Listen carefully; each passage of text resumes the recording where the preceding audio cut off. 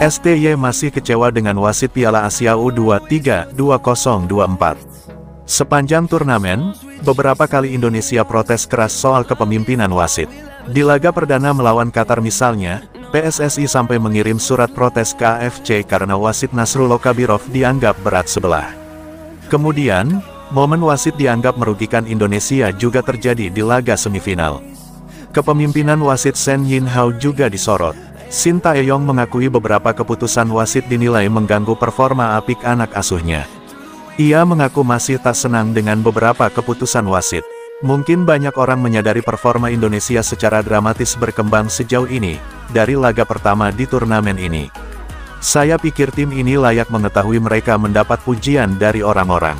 Dan meski saya menyinggung soal kepemimpinan wasit di laga pertama, juga ketika di pertandingan semifinal, saya masih punya pandangan soal kepemimpinan wasit.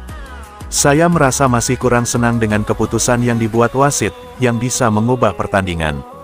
Terlepas dari itu, secara keseluruhan, saya mengapresiasi performa tim, dan sejauh ini semua pemain dan anggota tim melakukan yang terbaik. Mereka mengerahkan segalanya, dan seperti yang saya sebutkan sebelumnya, orang-orang kini tahu perkembangan kami dan dalam beberapa tahun mendatang atau di masa depan, kami akan terus berkembang, lagi dan lagi jadi saya yakin kami akan terus berkembang dan menjadi tim yang lebih baik lagi, ungkap Shin Tae-yong.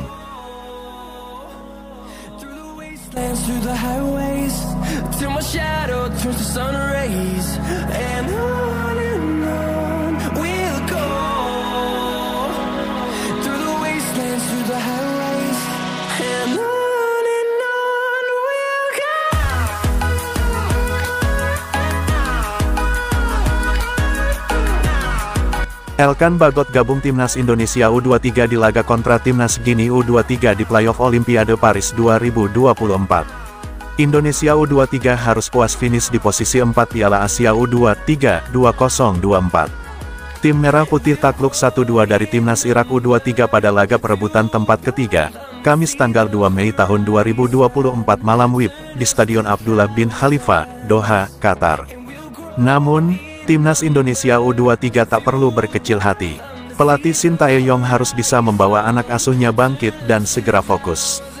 Sebab, masih ada satu jalan lagi menuju Paris 2024. Timnas Indonesia U23 akan melakoni babak playoff melawan Timnas Guinea U23 pada tanggal 9 Mei tahun 2024 di Paris, Prancis.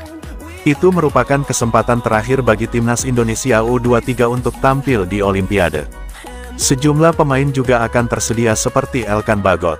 Ya, pemain belakang berdarah Inggris itu tak dilepas klubnya, Bristol Rovers FC, untuk tampil di Piala Asia U23. Mereka beralasan Bagot baru pulih dari cedera dan dibutuhkan pelatih Matt Taylor. Namun, Bristol Rovers tak lagi punya jadwal setelah melakoni laga terakhir pada Sabtu tanggal 27 April tahun 2024. Bagot pun berpeluang tampil di laga playoff nanti. Tentu saja hal itu tergantung dari keputusan Shin selaku pelatih. Jika ia menganggap skuad yang sudah cukup, maka pemain kelahiran Bangkok tersebut tak perlu dipanggil.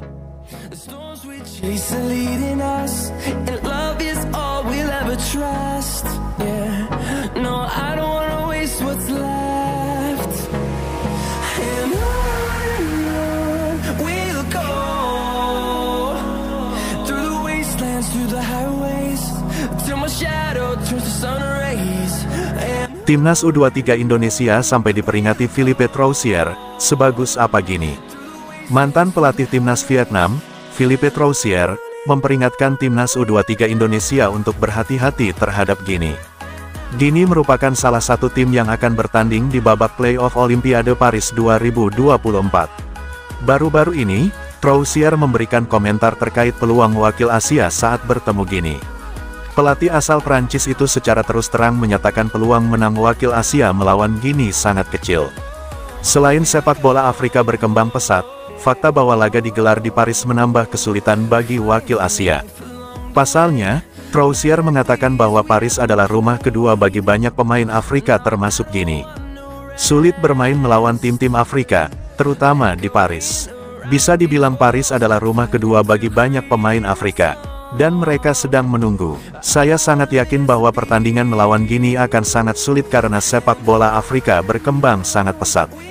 Lolos ke Asia jauh lebih mudah dibandingkan harus memainkan babak playoff, kata Troussier, dikutip superball.id dari soha.vn.